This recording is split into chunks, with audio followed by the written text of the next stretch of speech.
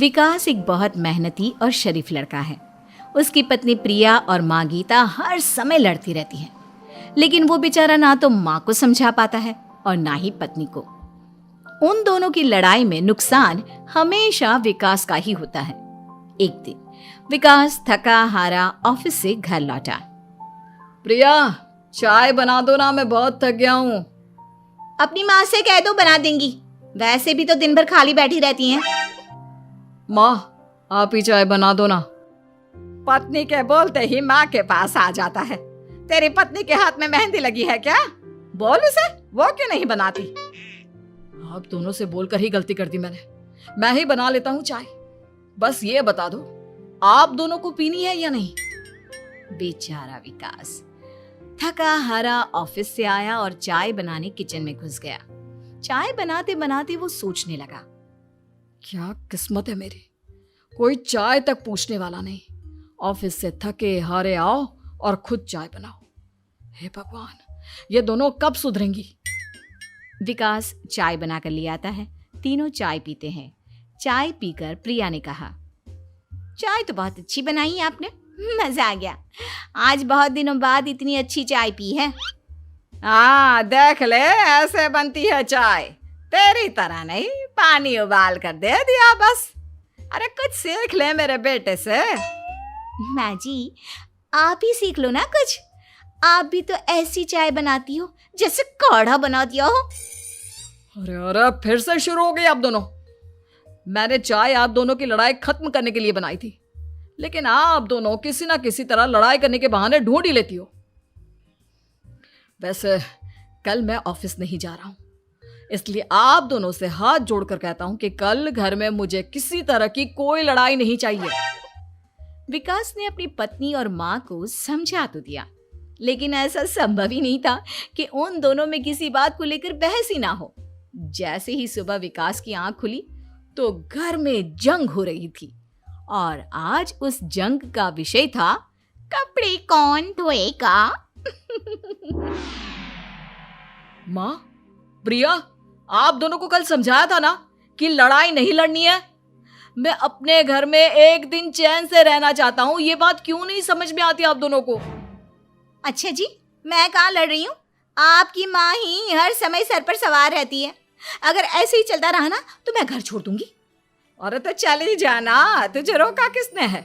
तेरे जाने से मुझे और मेरे बेटे को थोड़ा चैन तो मिलेगा। और नहीं जा सकती ना तो बता दे, मैं ही ये घर छोड़ देती हूँ। बस करो माँ, अगर ऐसे ही चलता रहा ना तो आप लोगों का पता नहीं, लेकिन मैं ये घर जरूर छोड़ दूंगा। अब ये बताओ, लड़ाई किस बात पर हो रही है? अरे मैं सुबह से किचन में काम कर रही हूँ और अभी दोपहर के खाने की भी तैयारी करनी है, लेकिन माँ जी मेरे पीछे पड़ी है, कपड़े धो ले, कपड़े धो ले। अरे इतना ही बुरा लग रहा है तो आप खुद धो लो ना। हाँ हाँ, धो लेती, तेरी तरह काम चोर नहीं हूं मैं, लेकिन सुबह से घर की साफ सफाई कर रही हूँ, अब कपड़े नहीं धो सकती। मेरी कमर में वैसे ही दर्द रहता है। कपड़े धोकर अपने लिए और मुसीबत खड़ी नहीं करनी है मुझे। जब माँ और पत्नी का झगड़ा हद से ज्यादा बढ़ गया तो दुखी होकर विकास ने कहा, चुप रहो आप दोनों, चुप रहो। मैं हूं ना, आज मैं कपड़े धोऊंगा। माँ, आप घर की सफाई करो और प्रिया, जाओ तुम किचन में खाना बनाओ। बेचारा विकास कपड़े धोने चला गया। कपड़े धोते हुए सोचने लगा, क्या दिन आ गए हैं, कपड़े धोने पड़ रहे हैं। अगर मेरे दोस्तों को या ऑफिस में किसी को पता चल गया कि मैं घर पर कपड़े धोता हूं, मेरी क्या इज्जत रह जाएगी। सोचा था आज ऑफिस की छुट्टी है, आराम करूंगा, लेकिन इस घर में आराम कहाँ। विकास के दिन ऐसे ही बीत रहे थे। वो जब भी ऑफिस से घर आता या घर से ऑफिस जाता तो उसकी माँ और पत्नी लड़ना शुरू कर देती। उनकी लड़ाई को शांत करने के लिए उसे कभी बर्तन धोने पड़ते तो कभी खाना बनाना पड़ता। एक दिन विकास ऑफिस में बहुत परेशान बैठा था कि तभी उसका दोस्त शिव उसके पास आया और बोला, क्या हुआ विकास, आज तुम बहुत परेशान लग रहे हो, सब ठीक तो है ना? अरे क्या बताऊं तुझे, क्या करेगा जानकर। बता दे क्या बात है, क्या पता मैं तेरी कोई मदद ही कर दूं। शिव के बार बार कहने पर विकास ने उसे सारी बात बता दी। यार मेरी बीवी और माँ दोनों आपस में लड़ती रहती है। उनके बीच लड़ाई ना हो इसके लिए मैं उनके साथ घर का काम करवाता हूँ। समझ में नहीं आता दोनों को कैसे समझाऊं। अगर दोनों में से किसी से भी कुछ बोलता हूँ तो घर छोड़ने की धमकी देकर मुझे चुप करा देती है।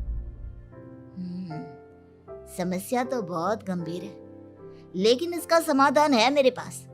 अब तेरे घर में जब भी लड़ाई हो तू मुझे बता देना, बाकी मैं संभाल लूंगा।